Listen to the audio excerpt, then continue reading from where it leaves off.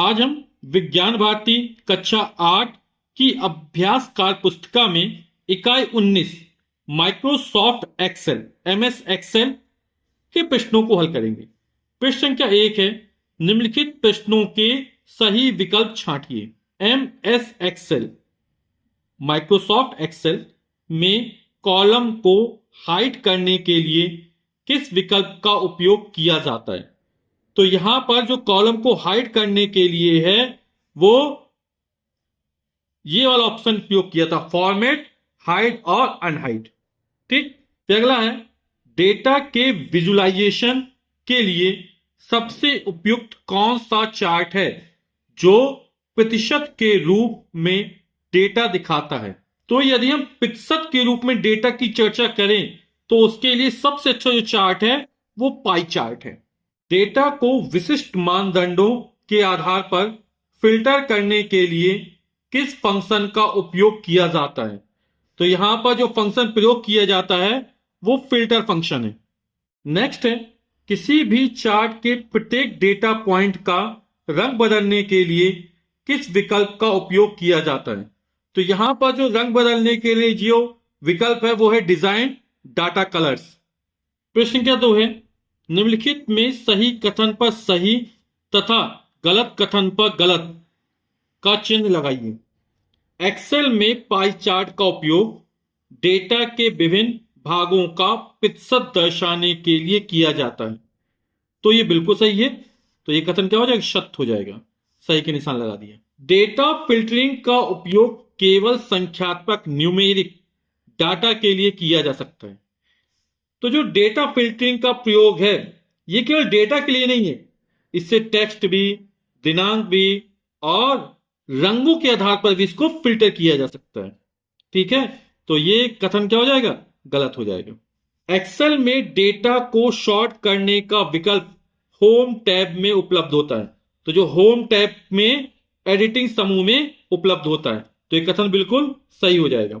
Excel में data को graph में दर्शाने से डेटा का विश्लेषण करना कठिन हो जाता है। यह कथन असत्य है। डेटा का विश्लेषण करना आसान हो जाता है ना। एक्सेल में किसी कॉलम को छिपाने के लिए हाइड विकल्प का उपयोग किया जाता है। यह पहले भी आ चुका है, तो यह कथन क्या हो जाएगा? सत्य हो जाएगा। प्रश्न क्या 3 है, स्तंभ का मिलान स्तंभ खा से कीजिए। रो इंसर्ट करना, तो रो इंसर्ट करना किसमें आएगा? इंसर्ट सीट रोज द्वारा हो जाएगा। ठीक। कॉलम डिलीट करना, और कॉलम डिलीट करना डिलीट सीट कॉलम्स में आ जाएगा।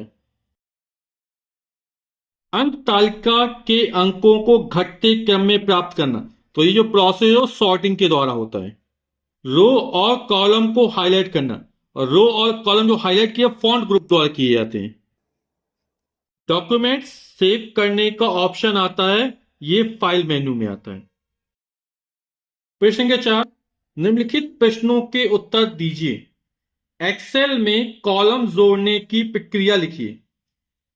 तो एमएस एक्सेल रिबन के होम को सिलेक्ट करेंगे, उसके बाद सेल ग्रुप में इंसर्ट ऑप्शन का चयन कर इंसर्ट शीट कॉलम पर क्लिक, जिससे एक नया कॉलम जुड़ जाएगा।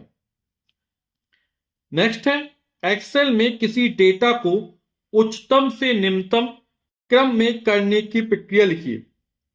तो ये सॉर्टिंग के द्वारा होगा।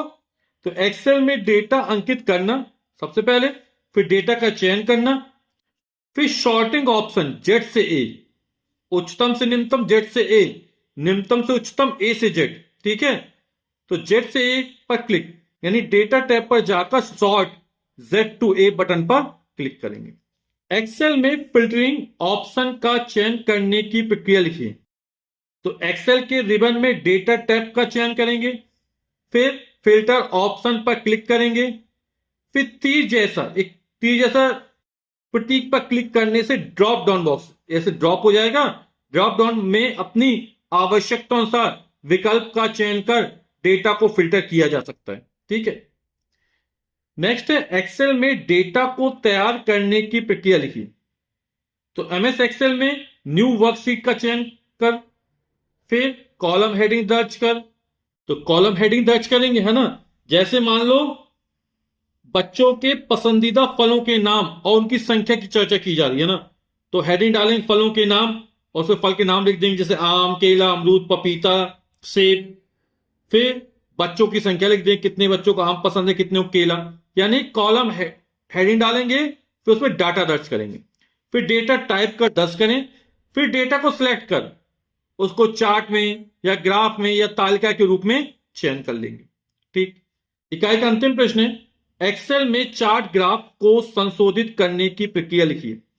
तो चार्ट ग्राफ का चयन कर एक्सेल के डिजाइन टैब पर जाना है ना। वहां पर चार्ट ग्राफ के शीर्षक, रंग, डिजाइन में आवश्यकता अनुसार संशोधन कर सकते हैं। तो वीडियो देखने के लिए आप सभी का बहुत बहुत धन्यवाद। Thank you so much.